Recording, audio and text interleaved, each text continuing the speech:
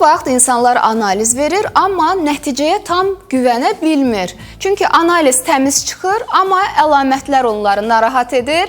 Bugün məhz bu mövzunu daha ətraflı şəkildə sizə açmağa çalışacağıq. Kimlə? Çox dəyərli həkimimiz Turan Axundova ilə tibb üzrə fəlsəfə doktoru, parazitoloq, laboratoriya mütəxəssisi, həmçinin qidalanma üzrə mütəxəssis olan Turan xanım bugün bütün suallarınızı cavablayacaq. Ona görə qaynar xəttimizi unutmursunuz. 055-254-0106. Xoş gəlmisiniz Turan xanım. Xoş gördük Günay xanım. Necəsiz? Sağ olun, çox sağ olun. Hər zaman yaxşı olun. Bilirəm ki, Turan xanım həm Bakıda aktiv şəkildə çalışır və ara-sıra bölgələrimizə də səfər edir. Hal-hazırda gördüyünüz bax bu görüntülər Gənclik metrosunun yaxınlığında yerləşən Baku City görüntüləmə mərkəzindəndir. Instagram səhifəsini, Facebook ünvanını, TikTok platformasında olan adını da Turan xanımın görürsünüz. Parazitoloq doktor Turan yazıla bilərsiniz, ətraflı şəkildə incələyə bilərsiniz. Orada olan fotolar, orada olan nəticələr doğrudan da bir çox insana faydalı ola biləcək paylaşımlardır.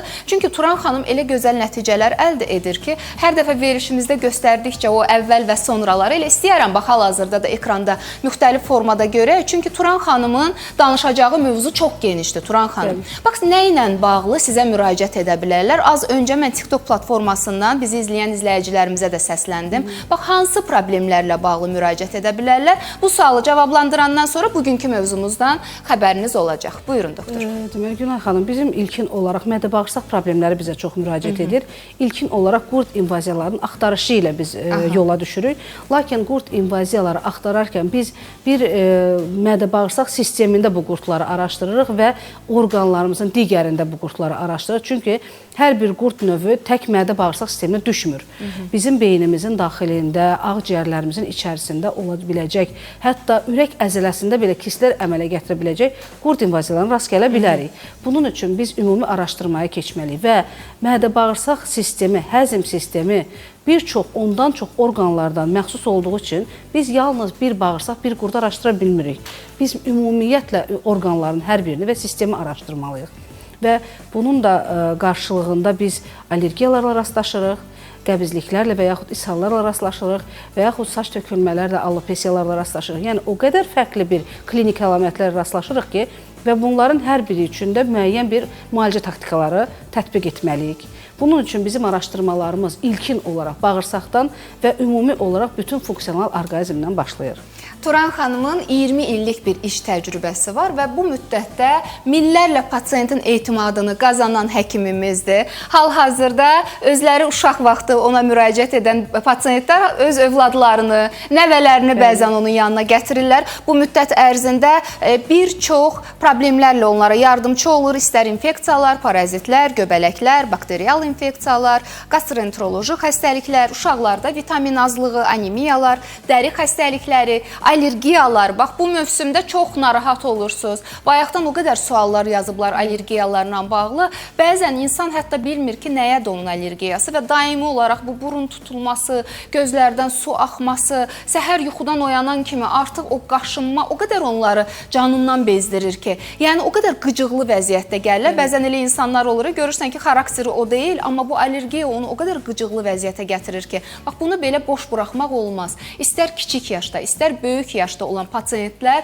bizim dəyərli Turan xanıma müraciət edə bilər. Həmçinin doktor qeyd elədi qurd invaziyalarını ətraflı danışacağıq.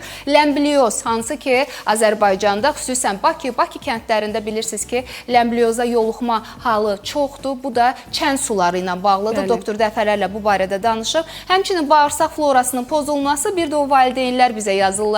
Övladımın çəkisi geri qalır, boyu geri qalır, mən narahatam, mən nə edim, hansı həkimə müraciət edim? Turan xanım bu işdə də sizə yardımcı ola bilər. Həm laboratoriya mütəxəssisi olaraq, həm qidalanma üzrə mütəxəssis olaraq və onun təyin etdiyi müalicələr də preparatlar olsa da daha çox orqanizmə ziyan vurmayan preparatlar seçilir. Hansı ki, mənə də bir müalicə yazmışdı. Şükür, nəticəsini gördüm və təbii ki, sağlamlığımıza dəyər verməliyik. Hər hansı bir əlamət hiss eləyiriksə, istər allergik xəstəlik olsun, istər qurd əlamətləri olsun, boy və çəki azlığı olsun, saç tökülməsi olsun, dəridə olan qaşıntılar, səpkilər, qızartılar olsun. Demək ki, bu artıq görünürsə, demək bir siqnaldır ki, nəsə yolunda getmir və bunu doğru şəkildə müayinə edib, təyin edib, diaqnozunu qoyub müalicə etmək lazımdır. Elə mövzumuz da demək olar ki, bununla bağlıdır. Bayaq sizin sualınız əsnasında belə bir giriş etdim ki, bəzən insanlar analiz verir, amma nəticəyə tam güvənə bilmir. Çünki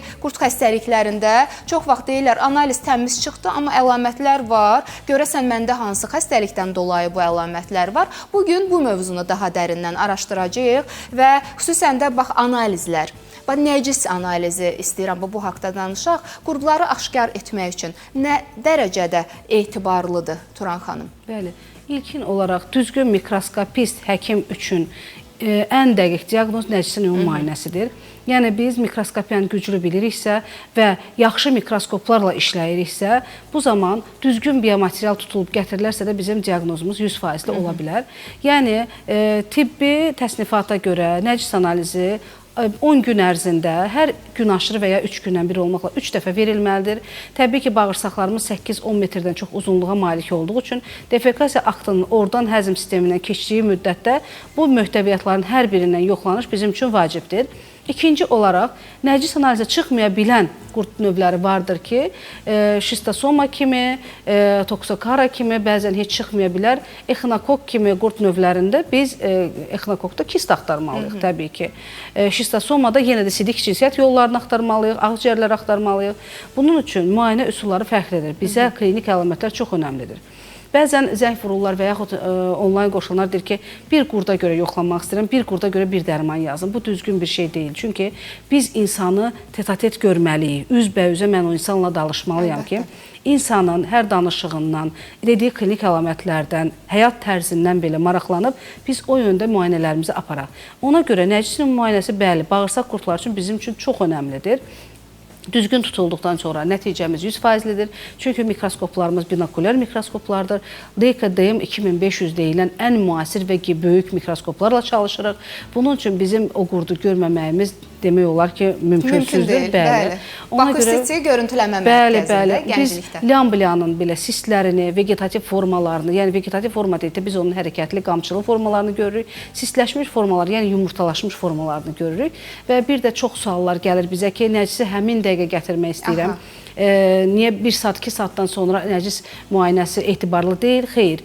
Əgər ishal yoxdursa, yalnız ishal zamanı biz 2 saat ərzində möhtəviyyatı yoxlamalıyıq. Çünki orada entomeba histolitika və əmobiaz axtarırıqsa, bunlar bir hüceyrəli ibtidailər sayıldığı üçün və qılafları olmadıqları üçün sistləşmirlər, yəni yumurtalaşmırlar və tezlikdə istidən düşəndə əlverişli şəraitdə partlaya bilərlər. Yalnız ishallar zamanı biz bunları tez bir zamanda və qanlı möhtəviyyat zamanı tez istəyirik. Qalan başqa vaxtlarda nəcisi 24 saat ərzində tutub, germetik konteynerlərdə saxlayaraq, sərin qaranlıq yerdə tutaraq laboratoriyamıza çatdıra bilərlər. Biz yumurtaları və yaxud da ölmüş qurdun özünü belə görə bilirik, sistləşmiş formada ibtidailəri görə bilirik. Bunlar da ki, bizə 100%-li dəqiq diaqnozun verilməsi üçün dəlalət yaradır. Doktor, onda belə çıxır ki, bütün qurd növləri nəcis analizində təyin oluna bilər. Bütün qurd yox. Yalnız mədə-bağırsaq sisteminə düşən qurdlar təyin oluna bilər, hətta ibtidailərdə. İbtidailərdə. Bax, bir də belə bir mübahisəli məsələ var ki, hansı ki onunla bağlı biz çox sayda mesajlar alırıq ki, qanda yoxsa nəcisdə daha dəqiq görünür. Necə bunu təyin edirlər? Bu barədə nə söyləyə bilərsiniz? Deməli, ən çox Lambliyanı, askaridanı insanlar yoxlatdırırlar ki, nəcisdə və qanda təyini. Qanda yoxlanılan infeksiya, qurd invaziyaları, hansılar ki, bunların antigenlərini yoxlayır. Antigen də bizim bədənimizə düşən hər hansı bir patogenə qarşı bizdə yaranan o reaksiyadır. Əgər ki, bu qurd növü hər hansı bir reaksiya törətmirsə və yaxud ona qarşı zəhər əmələ gəlməyibsə, antigenlər əmələ gəlmir qanda və biz bu qurdun antigeni görməyə bilərik. Ona görə biz onu nəcisin ümumi müayinəsində təyin eləməliyik. Yəni, biz hər iki müayinəni öndə tutub götürməliyik. İlkin nəcis və qan təhlilləri bizə yönləndirici bir istiqamət verir. Lakin yenə dediyim kimi, immun sistemindən asılı olaraq, müalicə taktikalarının, insanların özlərinin əlavə götürdükləri müalicələrdən asılı olaraq qanda antigenlər çıxmaya bilər. Və biz o zaman nəcisin ümumi müayinəsində gördüklərimizi üstün tutaraq getməliyik.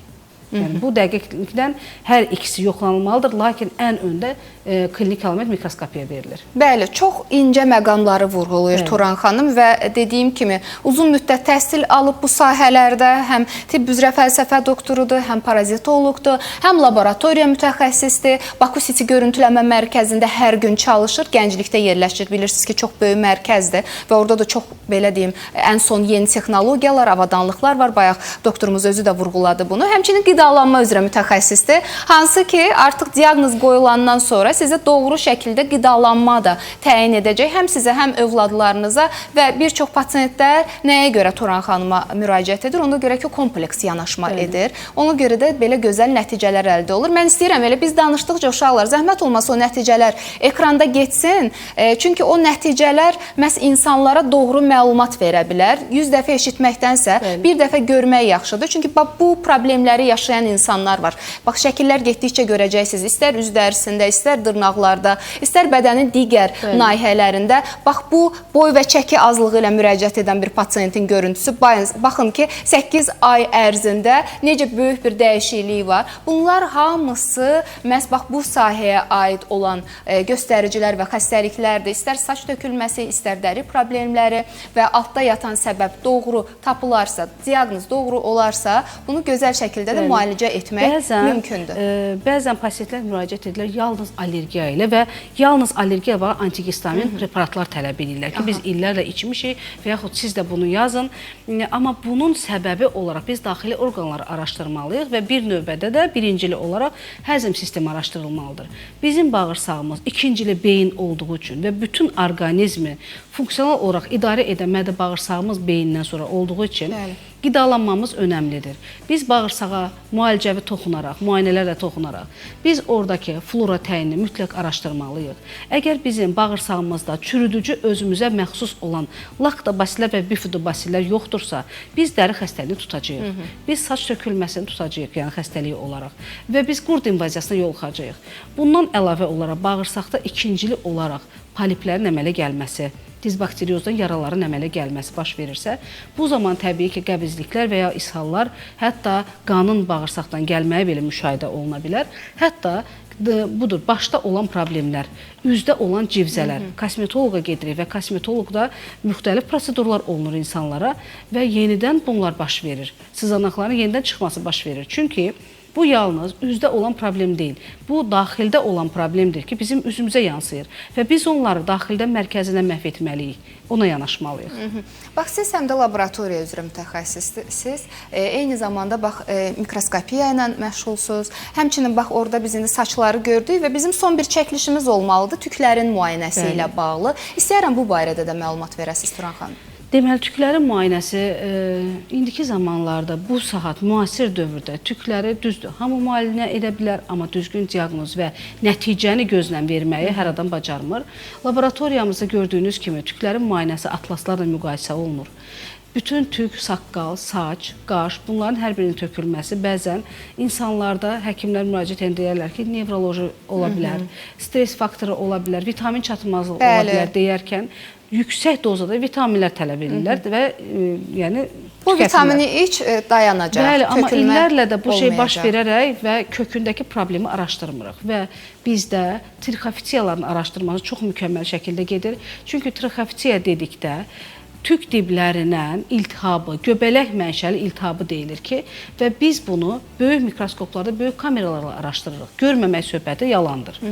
Və tükləri atlaslarla müqayisə edərək onun necə bariyerinin pozulması, sinir sisteminə və qan dövranından ayrıldığını və tükün inkişaf etmədiyini görürük. Əgər bu illərlə davam edərsə, mütəmadi olaraq tük tökülmə baş verərsə və o kökləri tamamilə yox etmiş olarlar insanlar və sonradan keçəlləşmə halları baş verə bilir, alopesiyalar baş verə bilir. Bunun qarşısını almaq üçün biz tez bir zamanda müayinələri aparıb müalicə başlamalıyıq. Çünki trixofitiya elə bir xəstəlikdir ki, bu göbələk infeksiyasıdır, yayılan bir infeksiyadır, keçici bir infeksiyadır. Biz onu vitaminsizlik deyərək müalicə edəriksə, daha da xəstəliyi ayıltmış və böyütmüş olarıq. 050-273-90-16 doktorumuzun qəbuluna yazılmaq üçün olan əlaqə nömrəsidir və bütün bu görüntülər məhz Baku City görüntüləmə mərkəzində çəkilib. Doktorumuzun çalışdığı ünvandır. Hər gün oradadır. Günün istənilən saatında müraciət edə bilərsiniz. Gənclik metrosunun yaxınlığında yerləşir və hal-hazırda qaynar xəttimizə çox sayda suallar gəlir. Bu mövsümdə aktual olan bir problem allergik xəstəliklər. Özünüz də bayaq bir balaca toxundunuz bu mövzuya. Mən istəyirəm ki, bax, daha çox belə suallar verirlər ki, qurd xəstəliyi, allergik xəstəliklər yarada bilərmi, törədici ola bilərmi? Bu haqda tamaşaçılarımıza məlumat verək. Mütləq allergen araşdırılmalıdır. Bütün allergik xəstəliklər araşdırılmalıdır. Qurd invaziyası birincili mənalı allergik reaksiyalar verə bilir. Çünki dizbakteriozu səbəb ola bilir, göbələk infeksiyası səbəb ola bilir və yaxud həzm sistemi pozğunluğuna səbəb ola bilir.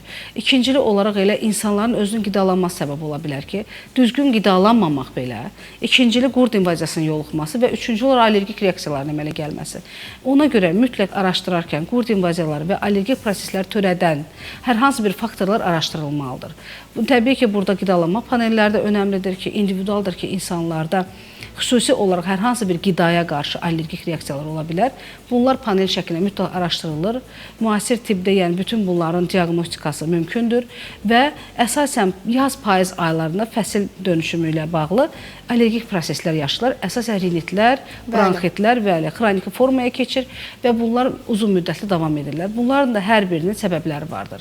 Biz antihistamin içərək də özümüzü sağaltmaqdansa səbəbini üstünü bastırırıq. Bəli, səbəbi müəyyən edib ondan qaçınmağımız daha önəmlidir. Bəli, çox önəmlidir. Çoxdur allergik xəstəliklərdən əziyyət çəkən bizim balalarımızın, kiçik yaşlı övladlarımızın, elə böyüklərin də sayı çoxdur və xüsusən də bu mövsümdə bayaq da qeyd elədim, qızarmış şəkildə, gözləri şişmiş şəkildə, burun axıntılı şəkildə və bu olar ki 2 gün davam etsin, yenə buna dözmək olar. Amma həftələrlə, 10 günlərlə davam edir və bu insanların həm iş şəraitinə təsir edir, həm iş keyfiyyətinə təsir edir, həm münasibətə təsir edir. İstər-istəməz o hər 2 dəqiqədən bir asqırmaq, öskürmək, hər hansı bir vacib bir çıxış zamanı, bir iclas zamanı, bir iş zamanı görün həmin insanların həyat keyfiyyəti nə dərəcədə aşağı olur. Ona görə vaxtında doğru şəkildə müalicə etdirərək bu əlamətlərdən can qurtara bilərsiniz. 050-273-90-16 və hal-hazırda bir izləyicimizin yazdığı sualı səsləndirmək istəyirəm. Doktor,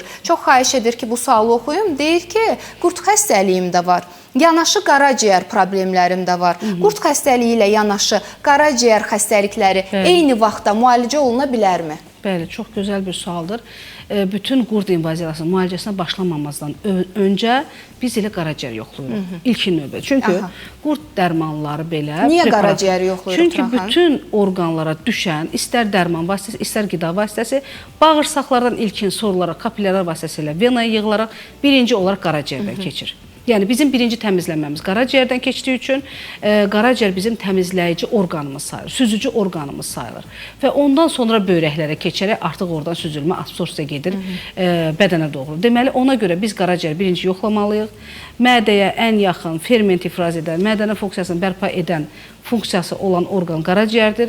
Lakin qaraciyər xəstəliyinin özü də bəli, bizə problem törədə bilir. Çünki qaraciyər əgər ikincili bir infeksiya ilə və yaxud hepatitlər və yaxud hepatosteatozlarla yoluxmuşdursa, bu zaman biz ikincili olaraq onu da müalicə etməliyik. Təbii ikisini bir yerdə müalicə aparırıq. Burada diaqnozlarımız önəmlidir. Dəqiq diaqnoz və qaraciyərin mütləq funksiyası araşdırılmalıdır.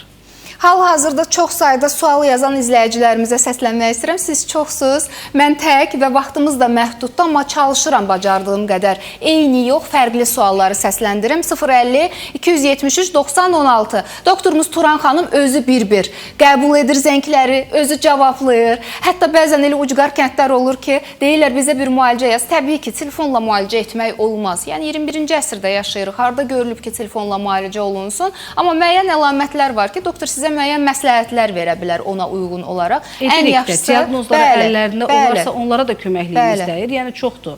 onlayn, yəni xaricdən belə müraciətlərimiz var, nəticələrimiz də var, hamısını paylaşırıq. Bəli, müraciət eləyə bilərsiniz. 050-273-90-16 və hal-hazırda sual yazan izləyicilərimizə səslənmək istəyirəm. Hansı problemlərlə bağlı müraciət edə bilərsiniz? İstər haqqında danışdığımız qurd invaziyaları, bax ekranda da görürsünüz, dizbakterioz, bağırsaq xəstəlikləri, ləmblioz, bağırsaq florasının pozulması, allergiyalar, eyni zamanda boy və çəki azlığı, saç tökülməsi, dəri problemləri, anemiyalar, həmçinin gastroenteroloji problemlər, mədə bağırsağında yemək yedim, köp oluram, narahat oluram, heç yemək istəmirəm, adi bir sudan şişirəm, heç nə yemirəm, amma yenə çəkim aşağı düşmür, həddindən artıq kökəlirəm, özümü narahat hiss eləyirəm, belə deyim, təngnəfəsliyim yaranır. Mən nə edim? O zaman da Turan xanım köməyinizə çata bilər və Turan xanım uzun illər təhsil almış bir mütəxəssisdir. Ona görə bir neçə sahə üzrə sizə yardımcı ola biləcək bir həkimimizdir və 20 illik bir iş təcrübəsi var. Düzdür, gənc görünür, maşallah. Amma 20 illik iş təcrübəsi ilə minlərlə pasiyentin etimadını qazanan həkimimizdir. Baku City görüntüləmə mərkəzində hər gün çalışır, mütəmadi olaraq bölgələrimizə də yollanır. Növbəti xəbərləri inşallah Sağlam Günaydan eşidəcəksiniz ki, növbəti səfər hara olacaq? 050-273-90-16 və mən istəyirəm ki, fotolar üzərində də qısa-qısa danışaq, verək zəhmət olmasa o şəkillərdən, əvvəl və sonralardan qısa-qısa doktor, buyurun. Üzdə civzələrin hamısının yaranması qurd invaziyası, ləmbliozla əlaqədar ola bilər. Aha, növbəti.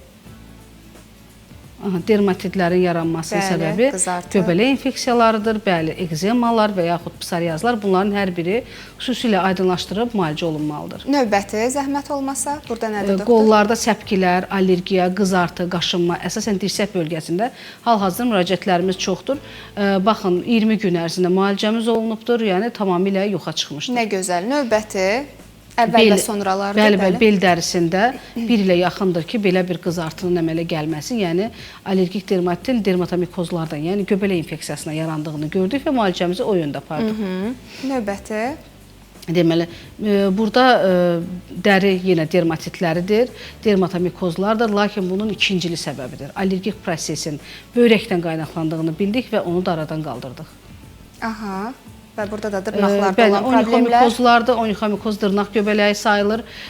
Mütəmadi olaraq insan özü də hiss eləmədən, yəni bunları dırnaqlarında belə bir problem var idi və bir ay sonra nəticələrimiz görün, dırnaq çox gec-gec böyüyür, amma nəticələrimiz bir ay ərzində çox, yəni çox ürək açandır, çox görün, onunla çox fərq var.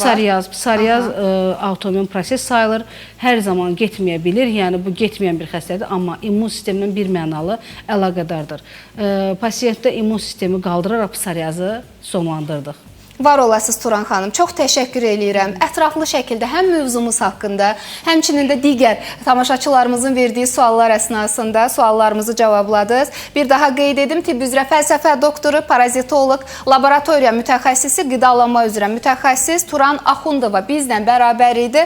Doktorumuzun əlaqə nömrəsini bir daha qeyd edirəm. 050-273-90-16 və doktorumuzun qəbuluna yazılmaq üçün Baku City görüntüləmə mərkəzinə yollana bilərsiniz.